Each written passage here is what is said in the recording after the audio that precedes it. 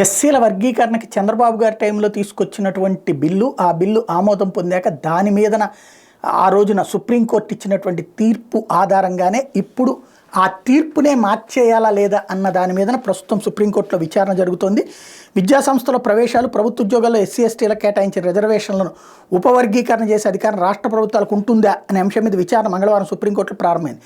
ప్రధాన న్యాయమూర్తి justice TY Chandrachud నేతృత్వంలోని 7 సభ్యుల విస్తృత ధర్మాసనం దీన్ని చేపట్టింది.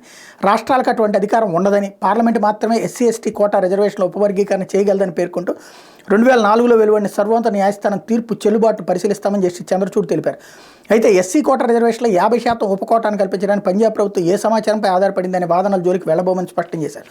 ప్రభుత్వ ఉద్యోగాల్లో ఎస్సీ కోటా రిజర్వేషన్లో 50% వాల్మీకి, మజహబీ, సిక్కు సామాజిక వర్గాలకు తొలి ప్రాధాన్యంగా ప్రత్యేకిస్తూ తీసుకొచ్చిన పంజాబ్ షెడ్యూల్డ్ కులాలు వెనుకబడిన తరగతుల రిజర్వేషన్ ఇన్ సర్వీస్ చట్టం 2006 చెల్లుబాటును కూడా ధర్మాసనం పరిశీలించబోతుంది.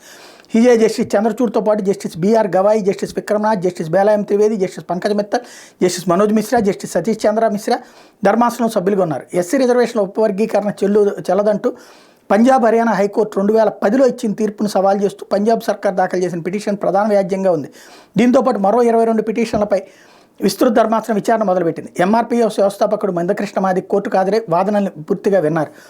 అలాగే ఈవీ చిన్నయ్య వర్సెస్ ఆంధ్రప్రదేశ్ ప్రభుత్వం కేసులో సుప్రీంకోర్టు రాజ్యాంగ ధర్మాసనం 2004లో వెలువరించిన తీర్పును ఉల్లంఘించేలా పంజాబ్ ప్రభుత్వం ఎస్సీ కోటా రిజర్వేషన్ల ఉపవర్గీకరణ ఉందని పంజాబ్, హర్యానా హైకోర్టు 2010లో వెలువరించిన ఉత్తర్వులో అభిప్రాయపడింది. ఎస్సీ రిజర్వేషన్ల ఉపవర్గీకరణ రాజ్యాంగ అధికరణం 14 సమానత్వ హక్కుకు భంగం కలిగించేలా ఉందని సర్వోన్నత న్యాయస్థానం రాజ్యాంగ ధర్మాసనం ఈవీ చెన్నై కేసులో పేర్కొంది. షెడ్యూల్డ్ కులాల జాబితాలోకి ఏదైనా సామాజిక వర్గాన్ని చేర్చాలని, తొలగించాలని పార్లమెంట్కి మాత్రమే అధికారం ఉంటుందని, రాష్ట్రాల శాసనసభలకు కాదని 2004 తీర్పు స్పష్టం చేసింది.